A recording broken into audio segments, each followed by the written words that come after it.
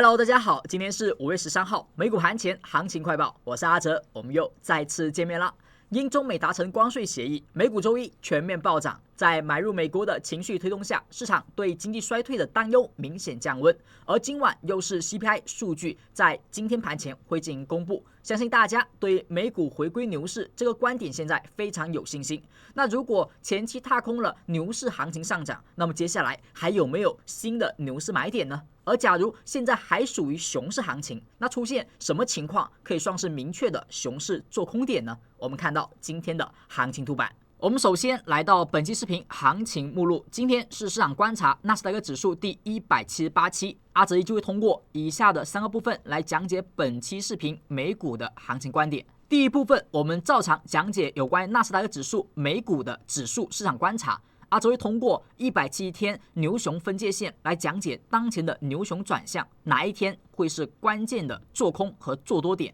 会有明确的做多和做空的计划。不管您是当前踏空上涨，亦或者您已经赚得盆满钵满，那么接下来最新的做多和做空计划在技术面上如何通过170天均线来去制定。而在第二点，我们还会讲到当前在周一出现了大涨，但却收出了放量的吊颈线。昨天所出现的吊颈线和前期所出现的吊颈线，我们同样的处理方案，到时候会把这一个模型为大家再次的去展示和讲解。第三点，我们会讲到周二最新出现的支撑和压力位，日内关注哪些点位，这是第一部分我们会去讲到的内容。而后在明白指数环境之后，我们讲到第二和第三部分，主要以个股讲解为主。阿哲会讲到特斯拉、英伟达、SQQ、阿斯麦、博通、苹果、Meta、MSTR、PLTR、谷歌、微软、亚马逊、台积电等以上个股标的的短线和波段解析。希望这些内容能够对您有所帮助。而如果您是新同学，阿哲需要稍微提醒一句，因为所分析的内容会比较多，所以阿哲的视频一般会偏长。如果您不太适应观看长视频，那么您可以点击底下的这个三角，在点开之后，你会看到阿哲把今天的所有内容都标记成了时间轴，点击对应时间轴，可以优先观看您最想要收听的内容，希望对您能够有所帮助。不过阿哲的建议是，其他的还都可以跳过，但第一部分千万不能跳过，特别是第一部分的第一小节170天均线的讲解。现在我们来到第一部分，何谓170天均线、170天 MA 的一个使用。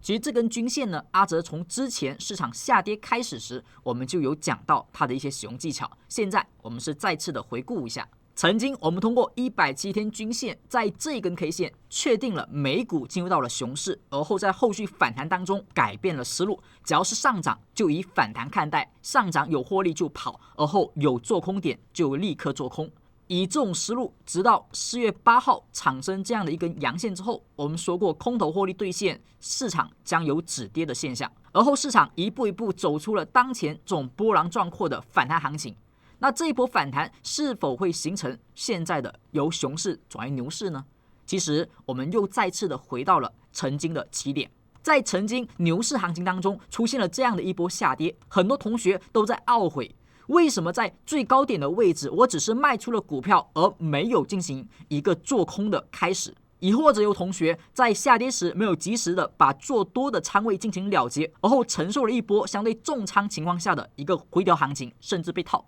而当下其实我们回到目前这波反弹，直到昨天这一天大涨，我们又再次的来到了这种场景，只是相对来讲方向反过来了。为什么从低位的时候我没有去相对重仓的去看多，重仓把握这波反弹？所以这样的一个市场行情上涨，我们踏空了，我们错过了。而其实你回过头看到之前的这一段行情，当时如果这一波下跌你是错过了做空机会的，难道你就真的未来这波行情都会错过吗？难道你未来就真的没有做空的机会吗？其实并不是，你只要能够确定未来从这个位置开始它走出了确定性的熊市，那么反弹就去找做空机会。那你会看到后续这波下跌跟你一样是有关系的，你同样也能够在这里获得做空的利润。现在也同样如此，这一波行情如果真的能够确立一波牛市的产生，那是不是它不会只出现这样的一波上涨？那是不是说明这一波上涨还远远没有结束？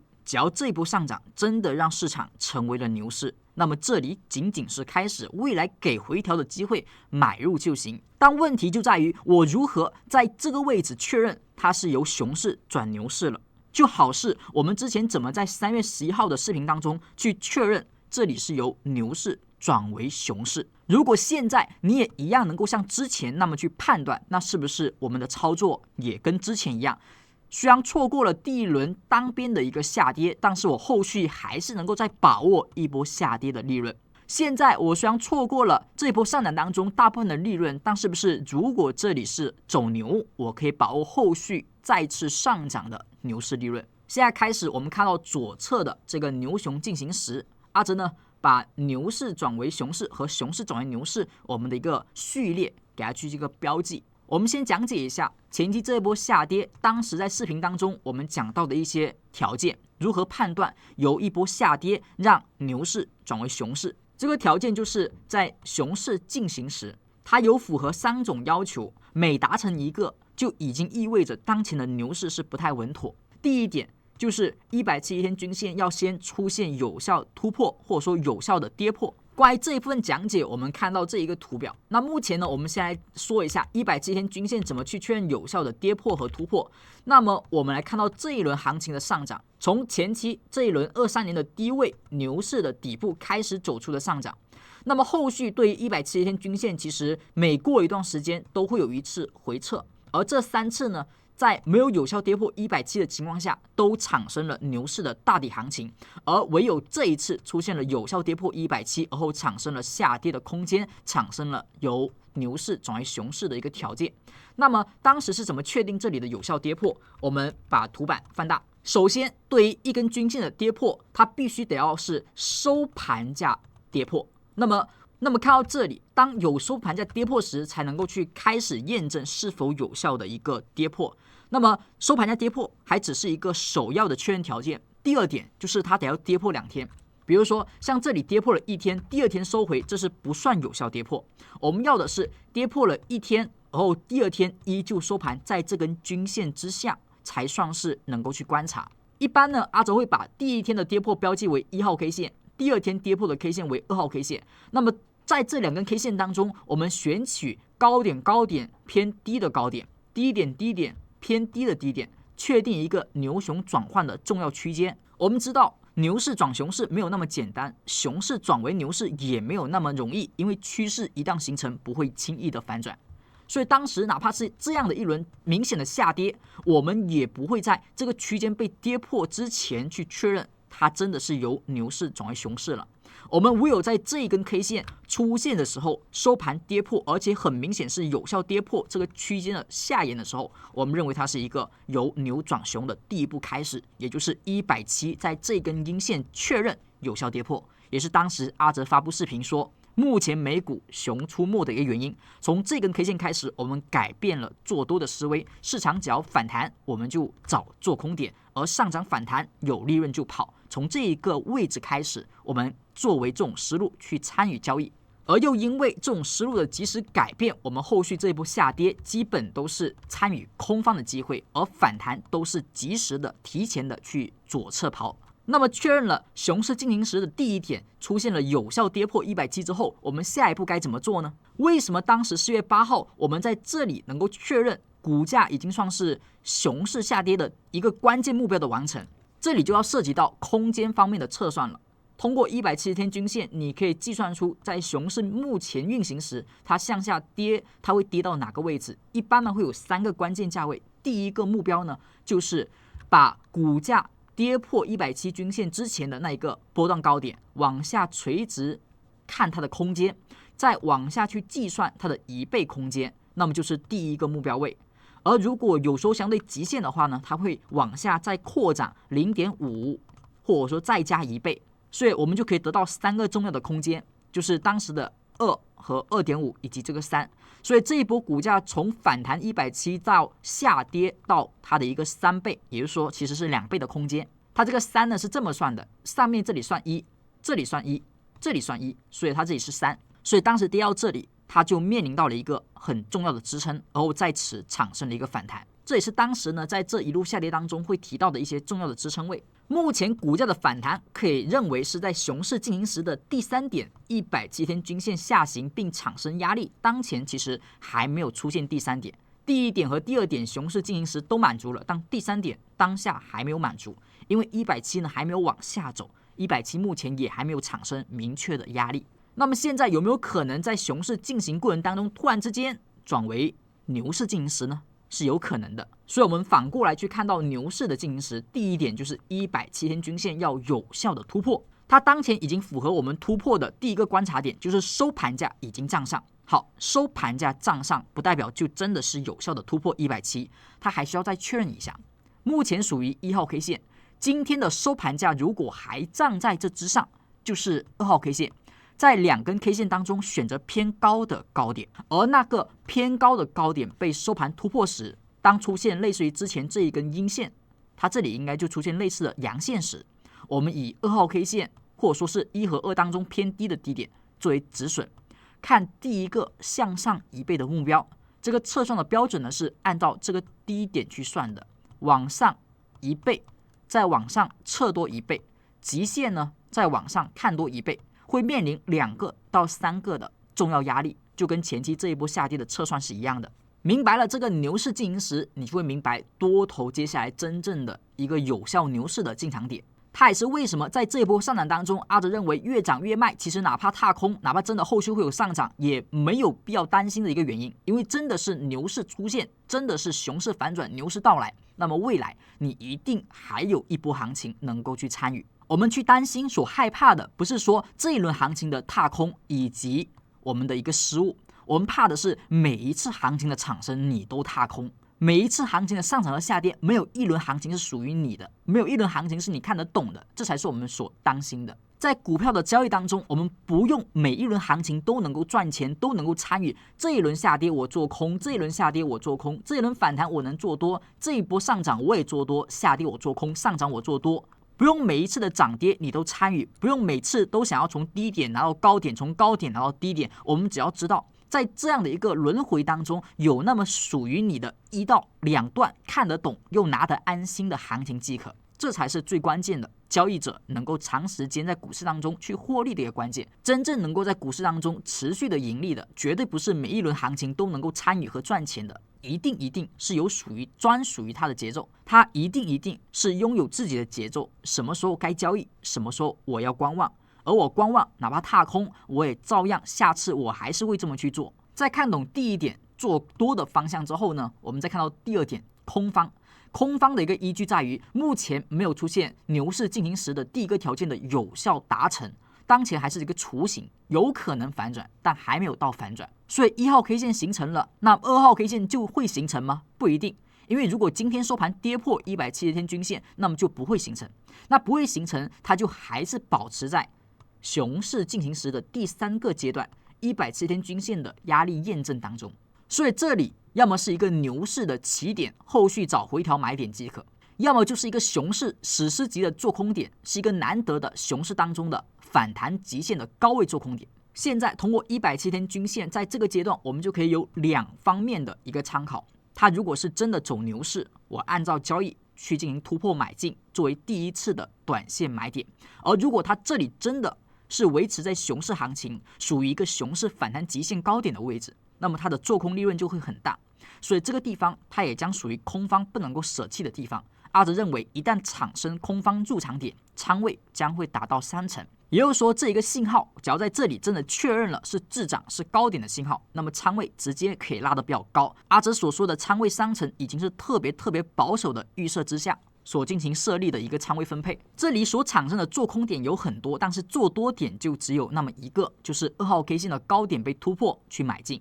而做空点呢，它产生的可能性会有很多种。一种呢，就是2号 K 线出现了，但是它的低点被跌破，高点没突破；还有可能就是没有2号 K 线直接跌破170，当然跌破的 K 线最好是阴线，不要是假阳线。接下来呢，还有另外一种做空点，就是以吊颈线来去关注。所谓的吊颈线，就是市场当中出现在弱势反弹，亦或者是物极必反强势上涨后所出现的这种 K 线。有关这种条件，它的细节阿德都写到了图板上，我们一个一个来看一下。第一个要求，它在今天盘中有出现先杀后拉，类似于股价先跌后涨的情况。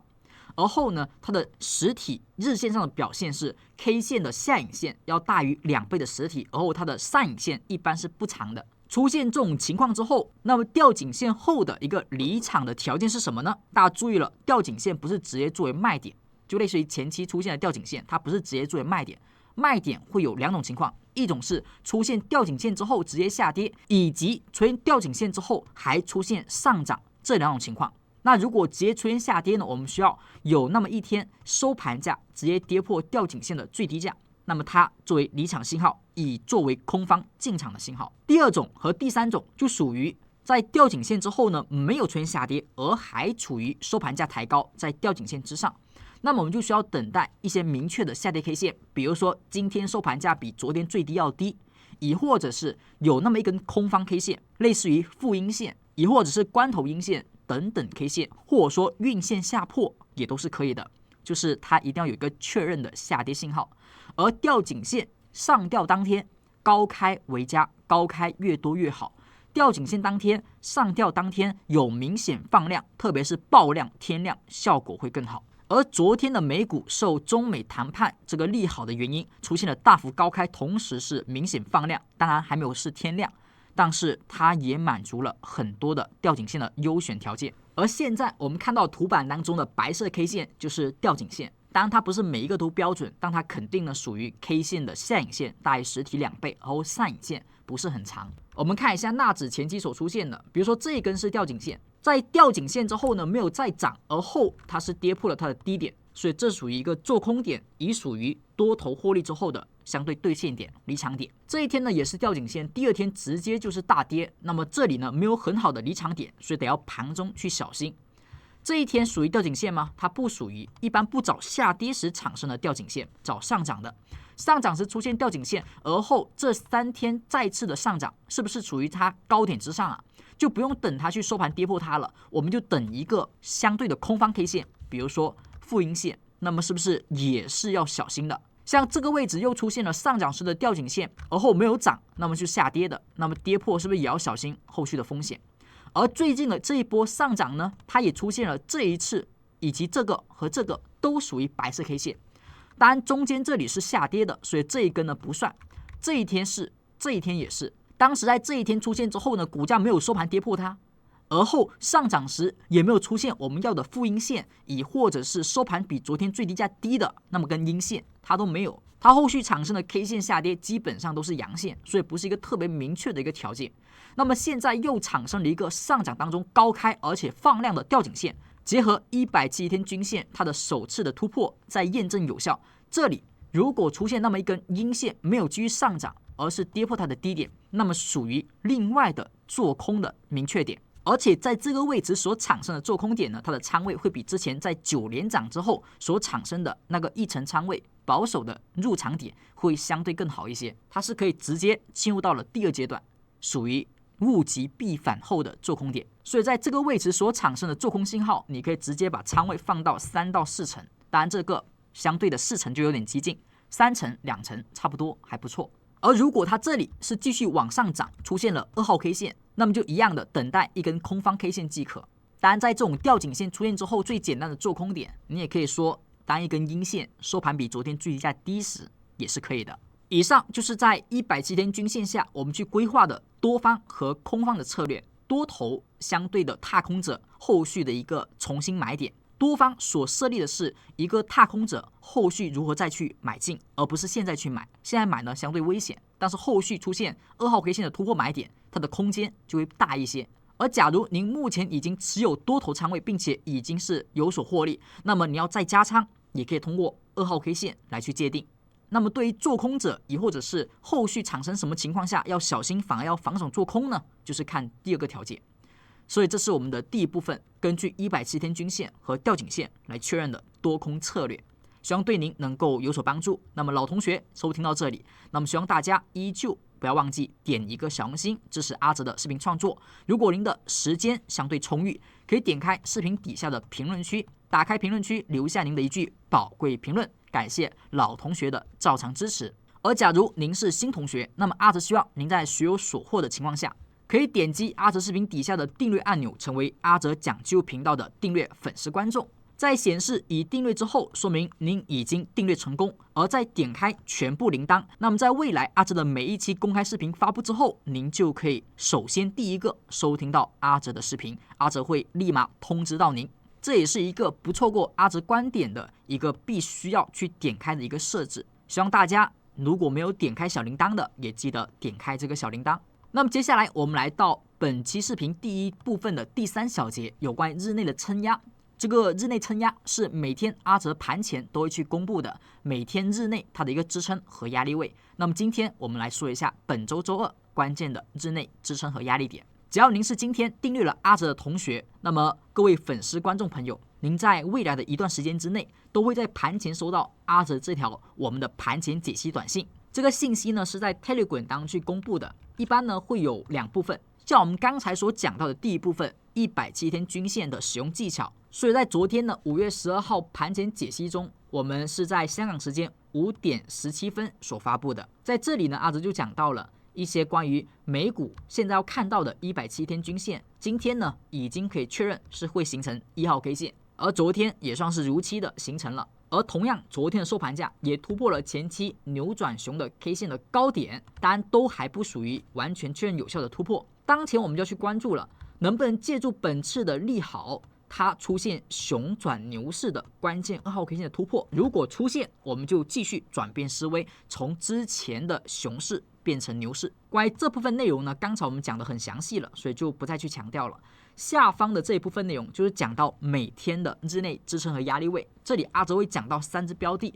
分别是纳指、特斯拉和英伟达。在后续我们讲到每一只个股标的解析的时候，也会讲到支撑和压力位，同时也会用170天均线来去观看它现在的情况。因为昨天呢是受到消息面的影响，所以基本上每一只个股的高点压力应该大体都突破了。如果你发现在昨天这种利好全面反弹、全面上涨的情况之下，还有某只个股的预测高点没有突破的，那么这个个股就真的是特别的弱，是属于被资金所遗弃的那一类型了。它也可以算是未来如果真的出现我们的做空点，那么就是一个绝佳的选择的方向。这一个支撑和压力位，除了直接在分时当中去使用之外，你也可以看到右侧的这个图板。这个图板呢是纳指的日线图，在图板当中呢有出现一些红绿灯的 K 线的提醒，比如说这根 K 线，它底下是一个红色的灯，它表示的就是阿哲盘前所给到的预测的支撑位被跌破了。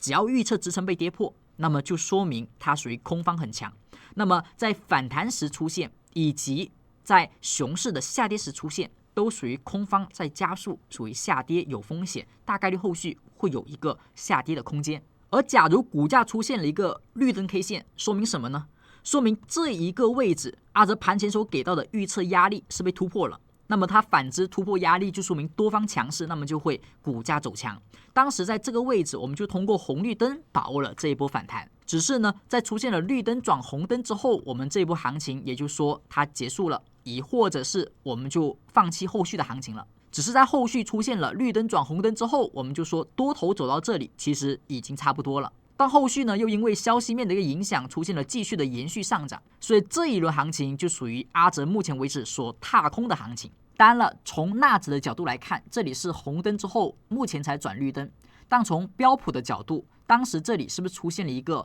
红灯后转绿灯的表现？我们当时在前期这个位置的低点上讲到特斯拉反弹的那一个视频当中，也有讲到，其实如果您是依旧保持看多的，在这种回踩天量阳线高点，而后又有红灯转绿灯的买点时，您是可以依旧保持看多。那么现在的关键就是处于170天均线在突破有效的验证过程当中，千万不要再出现绿灯转红灯。之前在距离170天均线我们说熊市反弹位的极限点之前出现，那么它出现绿灯转红灯可能只是一个小调整。那假如现在是要确认一个牛熊反转的关键的时间段内，如果它再出现一个绿灯转红灯，那么这个位置也可以形成我们另外一种做空点。这个做空点它的一个条件会更加容易达成，它不用去跌破这根吊颈线的最低价格，它只要跌破一个价格，跌破18590.53就可以形成一个做空点。不过这个做空点相对要小仓位一点，它有机会呢在达成红灯的时候还属于107天均线的2号 K 线，所以这个位置一旦出现红灯 K 线，但是没有跌破吊颈线的低点的时候，我们就可以作为空单的入场点。但这个入场的仓位呢，可能是保持1成到2成的这个仓位。那么接下来你又看到本周周二关键的日内预测的高低点，高点的预测点位是18828.04，股价收盘如果突破它，就保持绿灯，保持强势上涨。而反之，收盘价如果收盘价跌破18590.53，这里将是一个红灯 K 线，吊颈线后的红灯加上绿灯后转红灯，我们都认为是一种空方能够出铺进场的信号。而假如它不止跌破产生红灯，还跌破了吊颈线的低点，那么就属于我们可以中等仓位去做空的点位了。以上就是本周周二最新的点位。如果您是今天刚订阅阿哲同学，在未来一段时间内，您可以每天都收到这样的点位预测，关于英伟达、关于特斯拉以及纳斯达克指数。那么接下来阿哲告诉大家如何能够领取到这个盘前解析。其实很简单，您只要点击视频底下的评论区，那么在评论区当中找到置顶评论，那一条置顶评论呢是阿哲所发布的，在置顶评论当中，您会看到一条联系的链接方式，点击那个链接，您会找到阿哲的助教老师。这个链接它其实是助教老师的 Telegram， 那么您只要给他发送一个领取的口令，比如您给他发一个盘前的口令，盘前2个文字发送给他，他就会知道您是阿哲的订阅同学，并且您需要盘前。他会告知大家如何能够在每天盘前领取到这条我们的盘前解析短信，希望以此能够帮助到您的一些技术分析的学习。因为阿哲每天盘前的解析当中，除了这些点位的预测，还有很多关于当下技术面的一个使用，而这些技术面的一个使用基本上都是公开视频当中，亦或者是内部课程当中都会提及的一些知识点。所以您只要在学习之后呢，关注好每天的一个盘前解析短信，您就会知道当下行情用哪种方式去进行看待会更好一些。所以它对于您的技术分析实战那么会有一定的帮助，不过可能这个帮助因为是文字的原因，可能不会特别的大。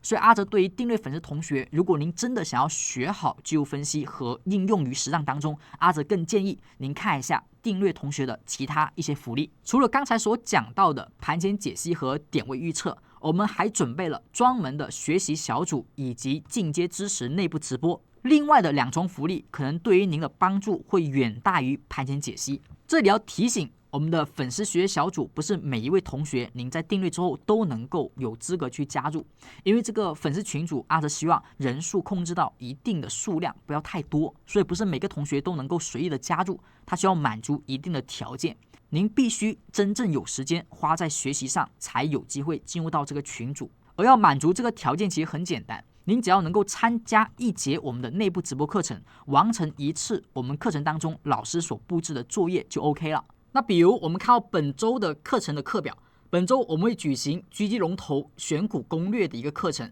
在香港时间每天的上午10点，我们会讲解以下的4节课程。从5月13号本周的周二开始，我们会讲到底部龙，和明天会讲到回调龙、中继龙和反转龙等等关于龙头个股不同位置如何用技术分析来去把握的一个分析方向。在其中的课程当中，您只要有收听过1节课程，而在这个课程进行当中，您只要收听了1节课程，完成了1次作业，您交给助教老师批改合格之后，就能够加入到粉丝学习小组。而假如您是有兴趣学习我们每周的内部不公开的思想课程的，在您找到助教老师之后，除了领取盘前，您同样可以给他发送一个报名2个字样，他就会在未来我们的一个香港时间上午10点前，只要有内部课程，他会发送给您进行参加。希望这些课程的内容以及我们的盘前解析，对于首次订阅阿哲的同学能够提供一些帮助，在您技术分析的学习和使用上能够有一些助力。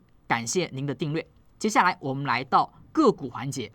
对于当下的一个美股环境，我们就知道了如何出现做多的机会和做空的机会。而当下更容易产生的是做空点的形成，因为做多点在时间上还差1天，并且收盘要站上才行。这个2号 K 线它有可能不那么快形成，而假如它没有那么容易形成，那是不是做空点反而容易提前出现？比如说今天收一根红灯 K 线，又比如说今天出现了一个下跌破位 K 线，那其实就构成了我们首次的一个看空点。当然这里呢，阿哲要更加明确的是，特别如果这里出现是吊颈线后的离场信号，那么效果会更好，会比红灯 K 线效果更好。在明白指数的一个环境在明白指数的环境以及107天均线的使用之后，我们来到第二和第三部分，我们讲一下个股方面如何去看。第一只个股标的，我们看到特斯拉。我们先来到特斯拉的空间层面，当下呢，这个图表当中的一根均线，我们只要没有去特别的说明，大家可以默认它是107天均线。通过牛熊转换的一个规律，你会看到特斯拉的107天均线是在什么时候产生的？那么你会发现，关于特斯拉107天均线何时产生过交易机会呢？是不是曾经在这里产生过？股价在这一天出现了1号 K 线，这一天是2号 K 线。在这个区间之内，你说阿哲前面的下跌我没有做空，我没有抓到，我没有去买到那些我可能没有看懂的行情。好，那么现在这个地方你可以看懂，股价没有出现直接跌破，但是不是反弹之后下跌破位？所以这一波我们的空头的做空行情利润，是不是你就可以抓得到？所以你不用说一波下跌的行情当中，我要把每一轮下跌我都把握得住，但是你一定要看懂其中的那么一段和两段。那么这一段下跌，你可以通过107天均线的这个方案来去看懂和把握。那么现在反过来，股价呢在低位，在170天均线底下形成了一个宽幅的震荡区间，而目前这个震荡区间的上沿，我们说的287.13和170这附近的空间，已经在昨天出现了跳空高开的突破，而形成了一根决策假阴线，同时也是一根吊颈线。那么这一根吊颈线产生之后，我们是不是也跟指数一样的去观察？只是指数收阳线，它收阴线，但其实都是吊颈线，而它也是突破的第一天。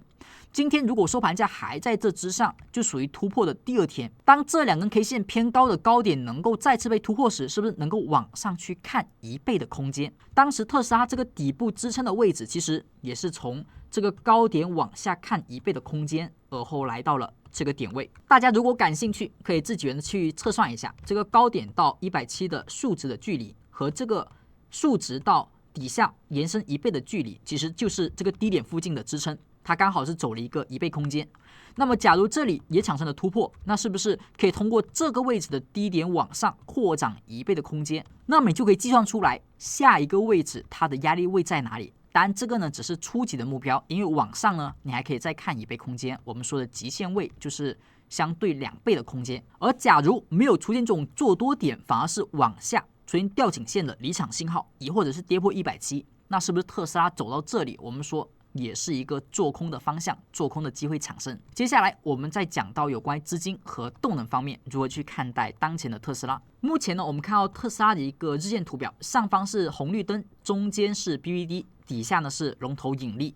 我们看到龙头引力的这根龙头线，它是不是上穿了50轴？我们说上穿50轴的那一天，则是波段高点形成的可能的位置，但是要确认是不是底下龙头线上穿，它是哪一天？这一天呢是49.276，那么最新的这一天刚好到达了50之上，它是58.3，所以最新的昨天这根 K 线，它就属于我们波段的变盘点。那么它这根 K 线的低点作为关键的防守位，再结合它是 K 线的吊颈线，再配合空间上的确认，所以这根 K 线的低点作为重要的防守。它如果跟我们所看到的指数形成共振，两者都出现的话，效果会更好。那假如指数没出现，而特斯拉先出现呢？那么特斯拉则作为做空的方向了。所以当前它的高点和低点作为一个关键的区间，如果股价能突破它的高点，要有效突破，那么是不是说明这个龙头引力的龙头线，它将会往上去看更高的空间，而这里不是一个变盘高点。这是通过空间的角度，我们看到龙头引力和价格的关系。而通过红绿灯的角度怎么去看呢？当前是在这前方5月8号出现了绿灯之后，当时的纳指是没有出现绿灯的。很多时候我们有讲到，如果上涨的时候个股出现了红灯提前，而指数没有，那么说明这个股票是相对弱势的。而如果股价出现反弹，指数没有绿灯，而个股有绿灯，说明这个个股呢相对指数是强势的。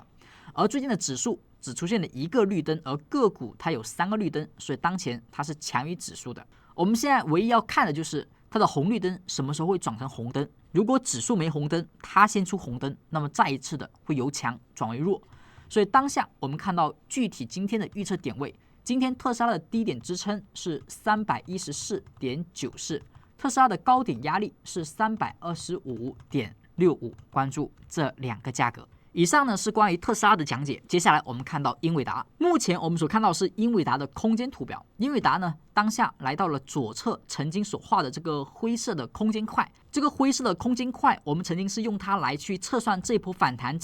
的压力点的。那么现在又来到了这个灰色的空间块当中，所以当前看到英伟达它面临一个重要的前期的压力。目前呢是出现了一个上涨后对116的回调再启动，但因为启动的原因它太过于强势了，出现了消息面的配合，所以一下子空间就走了很多。那么它没有提供一个特别好的一个右侧出现回踩后的止跌买点，所以当前的英伟达如果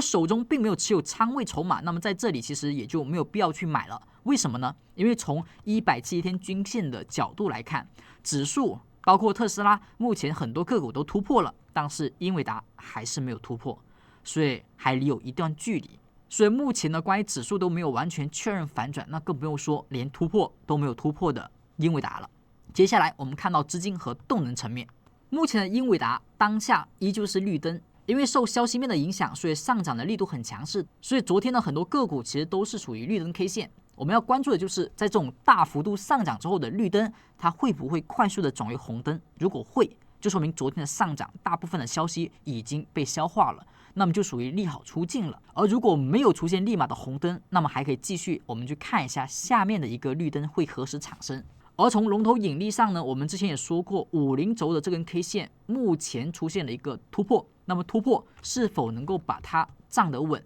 也是在后续回撤当中去关注的一个要点。但它确实是已经突破之后，股价如果往下有回撤动作，要看一下这一根 K 线的高点它的一个支撑效果。如果有支撑，那么如果有机会，那是不是它能够去回补一下170天线它的一个空间呀？所以对英伟达呢，我们就继续看一下红绿灯的 K 线，只要不出现红灯，那么哪怕最近这里有一些压力，其实也还是能够看涨的，只是不太建议呢去买进，没有特别好的介入点。像今天的 K 线，它出现红灯的条件得要看到底下的支撑121.64，如果收盘跌破它就是红灯，那么就直接以风险来看待，因为它本身也是一个吊颈线的形态。而高点的一个压力呢是124.360，是这个价格。以上是关于英伟达的解析，接下来我们看到 SQQQ， 目前所看到是 SQQQ 的一个价格的空间。在这一波下跌途中呢，其实很多同学因为阿哲讲到看空的一个原因，可能会去把握一些 SQQ 反弹的一个动作，但其实这种行为是非常激进的一个现象，因为我们看到 SQQ 的这波下跌基本上是一个单边下跌，股价呢是没有出现过某一天的收盘价比昨天的最高价要高的，也没有出现过相对比较合适的买点的一个绿灯，所以当下的 SQQ 还是保持一个相对一个下跌的过程中。我们看到170天均线，当时呢跌破的第一天应该是它，然后它是第二天，低点在这里，高点在这里。我们曾经有说过，这里有一个买点，就是如果它的低点不破，而是收盘突破，那么这里会有买点。但当时这里是没有形成，所以往下看就是它的往下的1倍，我们说会跌到26.76。目前呢是直接跌穿了，所以按照这种下跌的力度，是其实可以看到2.5倍22.73的。但因为它是 SQQ， 所以带了一些杠杆，我们更多的还要去关注到这个纳斯达克指数的方向。如果纳指呢依旧维持2号 K 线和2号 K 线的突破，那么就看 SQQ 往2.5倍去看。如果纳指没有，而是出现了一些做空的方向，那么这里将是 SQQ 的一个超跌反弹，这是空间上我们去关注的。另外就是通过资金和动能，我们看一下它的表现是怎么样的。在动能 K 线上，股价本次的下跌从绿灯转为红灯之后呢，一路其实都是一个相对的单边下跌，它有出现过绿灯，甚至呢还是一个红灯转绿灯，但可惜的是它的绿灯都是阴线，我们正常不买在阴线，而是以阳线作为相对的去作为买点。所以这一波下跌当中，虽然有出现绿灯，但其实一根像样的阳线都没有产生。而同时在这一波下跌当中呢，你看到底下是进入到了一个低洼区，说明从这一个位置开始，底下的龙头线就告诉我们这里属于一个低位区间，但是低位不代表就直接可以买，因为低洼区呢，它往往要等它形成，它才会显示出这种明确的波段底部的区域，而现在还在越往下越往下的去深挖这个低洼区，所以它当前还没有完全确认低洼区的有效。不过这里呢有一点要去看一下，就是短线资金。短线资金呢在连续流进之后的流出 K 线，它作为关键的 K 线，之前这里也没有被突破，所以也没有买点。而现在呢是连续流进之后的流出 K 线，那么它也是关键 K 线。假如这一天有一个收盘价收阳把它给突破，就作为一个在 BBD 资金上的短线超跌买点。所以现在我们依旧在等一个明确的阳线方向的阳线，至少收盘价比昨天高点高的阳线。同时我们也可以看到，如果这里能够再出现一个阳线的同时有一个绿灯，那么哪怕没有比昨天高点高，其实也能够作为一个看涨的信号。只是呢那种看涨信号相对仓位就不要放太多。我们看到今天的股价高低点，今天的高点压力是 25.875， 突破它就会成为绿灯。股价的低点是 24.745， 跌破它将会成为一个红灯 K 线。以上就是关于特斯拉、英伟达、SQQ 的内容。接下来我们来到第三部分。第三部分阿哲会讲得更快一些，因为第三部分呢有很多的标的。我们第一只个股先看到阿斯麦。昨天的阿斯麦可以算是非常强劲的一个上涨，算是挺出乎意料的。因为连英伟达等等很多的芯片个股其实都没有走得特别强，但是它呢直接涨了6个点。而指数整体是一个长长下影线，它其实在开盘之后就一路的上涨，没有出现太多的下影线。那么这种标的是哪怕后面的美股指数真的出现做空的情况，做空的机会，我们也不要去选它作为做空点，因为它现在比指数强。在龙头引力上相对来讲，一个上穿50轴的 K 线是这一天，而这一天股价高点是被突破的，低点呢没有被有效的跌破，所以从这里开始波段的高点被破了之后，我们的阿斯麦是不是往上走，将要看到一个风险区，也就是说它目前是在往风险区去走，那么它不是以这个50轴作为一个波段的高点，所以下一个阿斯麦的风险点或变盘点就是往上去上穿进入到风险区的那一刻，以及出现由绿灯转红灯，或者说今天出现红灯的时候。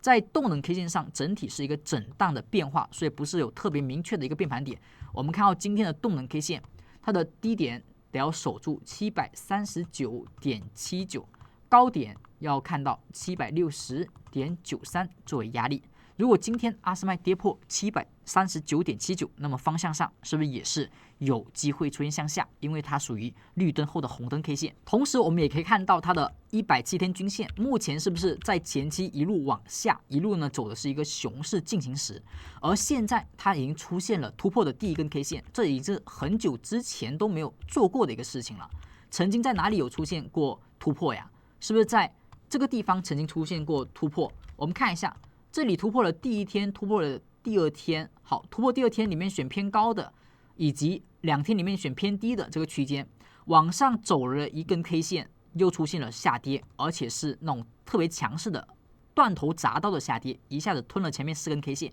那么是不是同样出现了突破失败，然后往下跌破？从这里开始，我们进入到了107天均线的下行的通道。像前期这里出现了1天的跌破，2天跌破，里面偏低的选这里，再选这里。好，那么股价呢往上反弹了一下，又往下跌破。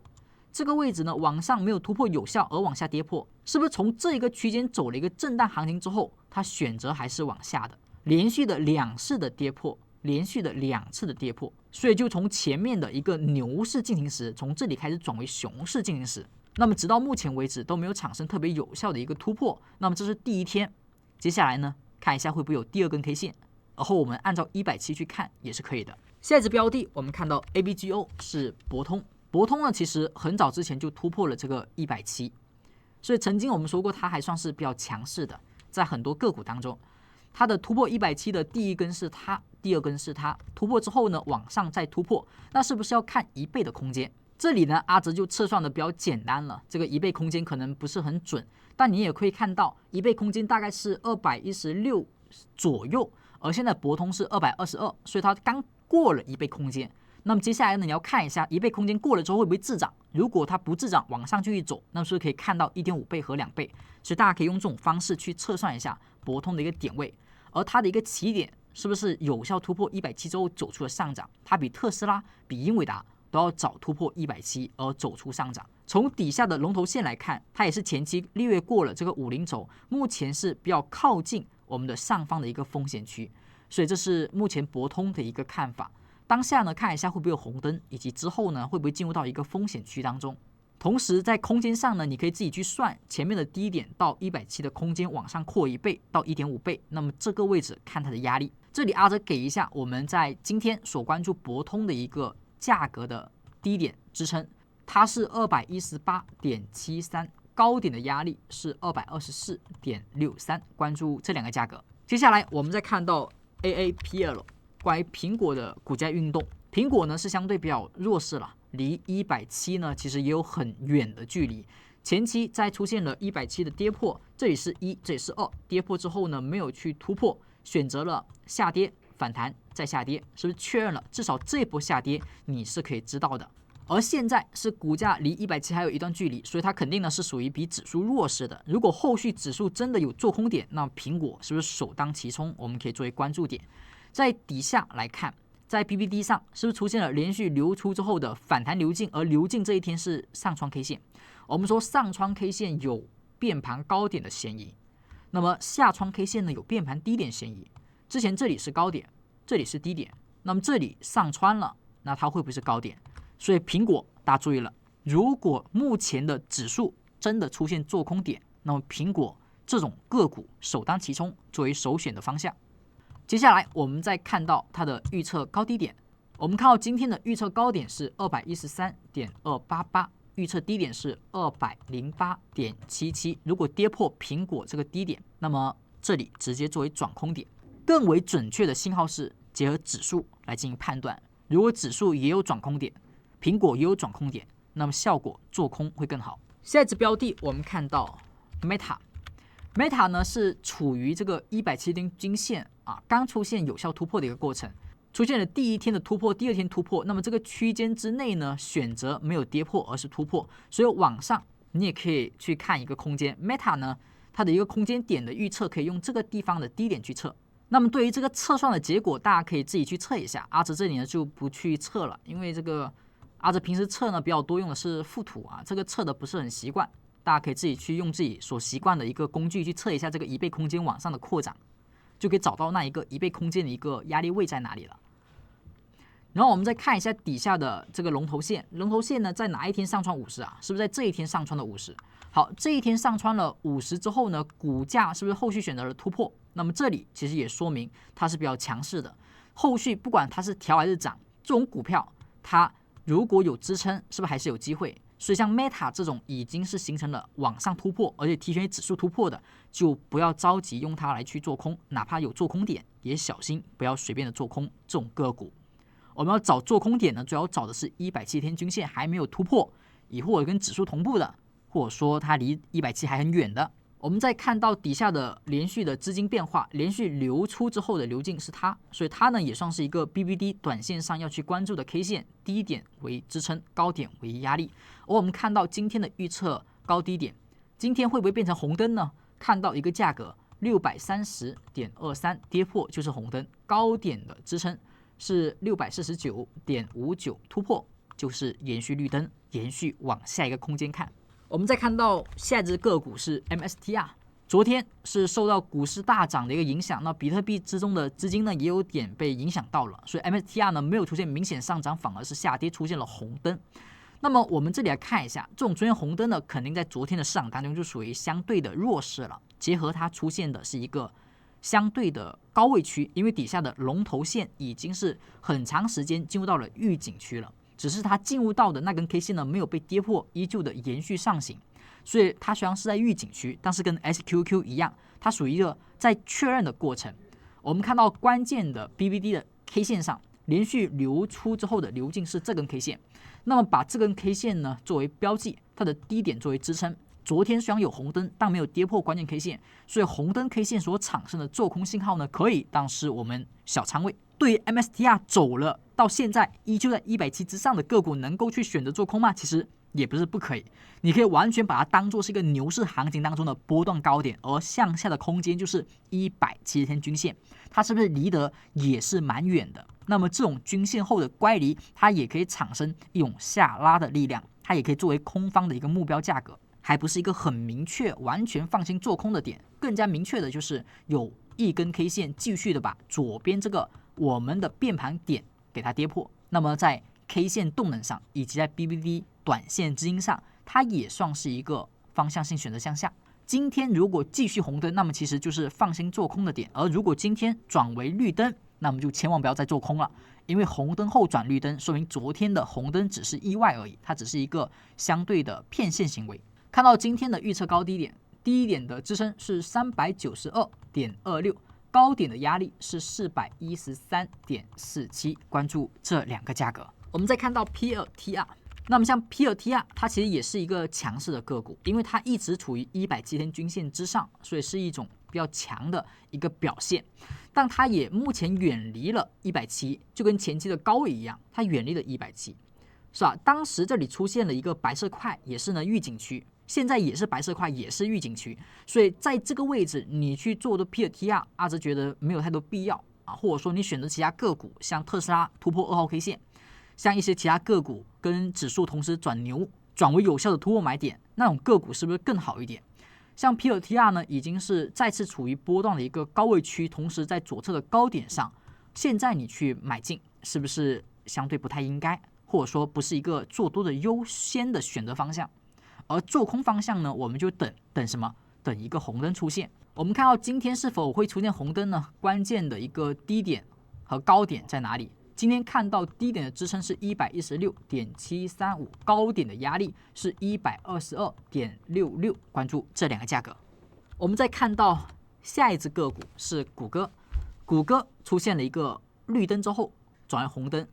这一个位置产生这种现象，则说明昨天为一个短线上小仓位的买点。那为什么是小仓位？因为它是一个弱势个股，因为107天均线呢在它之上，而目前的指数已经突破了，它呢和我们的一个苹果同样的去对待就行了。这一天底下出现什么 K 线？它是属于 BBD 的一个变盘 K 线，所以它呢和苹果的位置和待遇是一样的。做空找它，做多不找它，哪怕有做多机会，哪怕出现了红灯转绿灯，那是不是按照整体逻辑去分析，它只是一个买点？但是整体的分析，它是入为指数的，它不是做多的优先选项，做空反而要找它。所以股价呢，依旧跟苹果那么看待，以反弹看待。现在我们看到它的一个关键的变盘，就是昨天低点被跌破，则是一个做空点；高点突破呢，可以看涨，但是不是很必要去作为做多的选项。而接下来，它其实目前的位置也在左侧的大阴线一半的压力区间，所以这里不一定它还会延续上涨。我们看一下今天的红绿灯，它的低点的支撑呢是 158.735， 高点的一个压力呢是 161.285， 关注这两个位置。下一只标的，我们看到微软，微软呢其实我们还是保持同样的一个方向，而这里是1号 K 线、2号 K 线，高点在这里。目前出现了一根 K 线的突破，那是否能够有效突破？关注一下这个突破之后往上的一个空间，其实已经不多了。我们从这个低点开始算，因为它连续走了2次的加速，所以它直接在突破的时候就已经透支了第一个目标位置。所以这个位置的微软，它只要出现滞涨现象，我们等待一个做空点往下去看就行了。除非它这里出现滞涨之后，它2号 K 线的区间没有跌破，那么这种股票呢就不作为做空的一个首选标的了，就选其他的，选在170之下的，它呢就等到它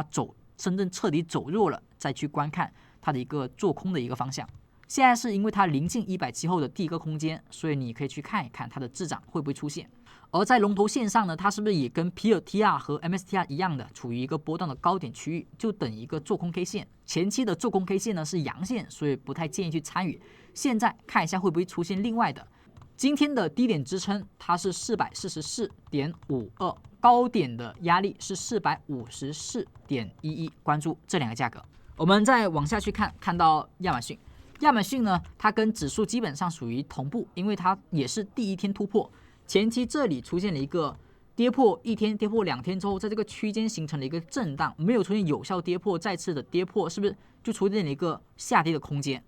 现在呢和之前那里是一样的啊，突破第一天，突破第二天，看这个空间会不会出现无效的突破。目前突破第一天，然后等突破第二天就可以了。当下的走势从 BVD 上是没有一个有效的变盘点，但是龙头引力上呢出现了转为50线之上的，是最新的这根 K 线。它突破的同时，底下也是突破了龙头引力的50线，那么它跟我们的特斯拉一样，属于变盘 K 线。所以这一天的低点作为防守，如果跌破，如果能够同时出现红灯或跌破170的均线，那么做空点的信号会比较明显。关注它的低点是207.195。高点的压力是213.105，关注这两个价格。最后我们再看到台积电，台积电整体的走势也差不多跟指数属于同步，170呢也是突破第一天出现了10日星，相对比指数弱一点点，因为指数呢是一个吊颈线，是一个阳线，而它是一个10日星，10日星再加上底下为一个流出后的流进，所以这里是 BVD 上的一个变盘 K 线。10日星加资金变盘，那么效果更佳。这里如果出现红灯，那么我们也可以把台积电作为做空方向的首选标的。所以看一下，这里肯定不是作为买点，因为除非指数出现买点，我们才能够去在个股上寻求更进一步的交易点。而它2号 K 线还没有出现，如果今天直接跌破，那么就是更为弱于指数的一个表现。靠今天的一个低点的支撑是185.795。高点的压力是190.355，关注这两个价格。以上就是5月13号美股盘前行情快报，170天均线，阿哲在今天进行了进一步的解析，包括个股方面的一个分析，希望对您能够有所帮助。目前的美股虽然出现了暴涨，但也仅仅处于反弹和反转的临界点。目前并不能够完全肯定牛市的回归和产生，我们需要更进一步的观察，在本周不要以此去轻视目前行情的风险，希望大家能够有所理解。更多精彩内容，我们下期再见，拜拜。